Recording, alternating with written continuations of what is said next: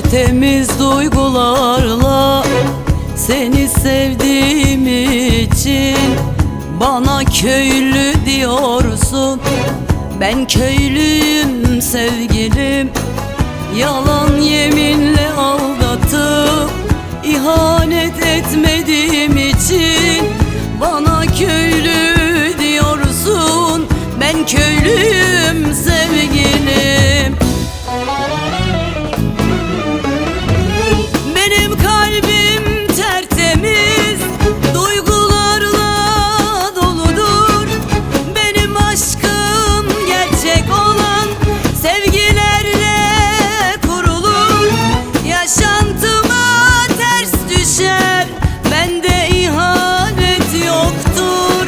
Ben köylüyüm, ben köylüyüm, ben köylüyüm sevgilim.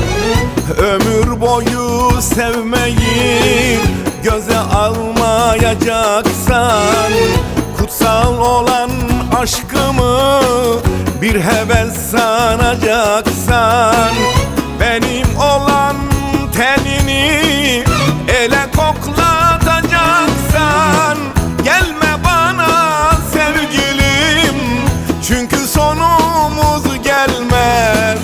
Çünkü benim sevdiğime yabancı el dokunamaz.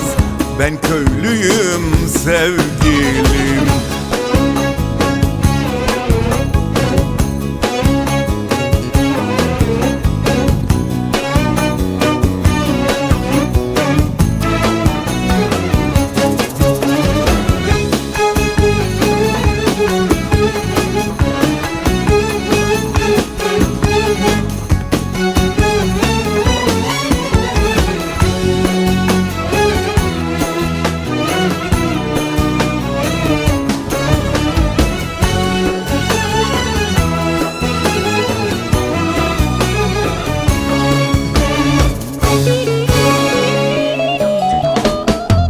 Yanlış bildiğim hayatı yaşatmadığım için gerçek seven kıskanır, elden kıskandığım için yabancı kollarda seni avutmadığım için bana köylü diyorsun.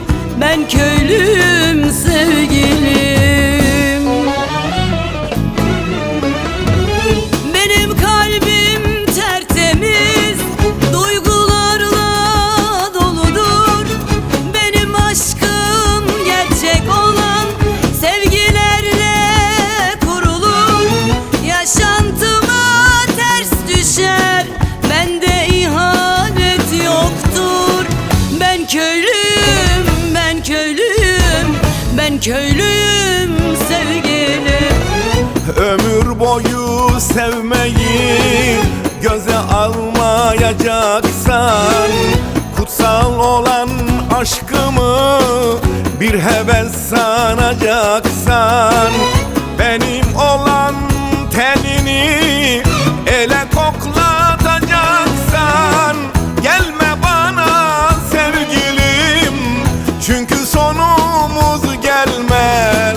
Çünkü benim sevdiğime yabancı el dokunamaz. Ben köylüyüm sevgilim.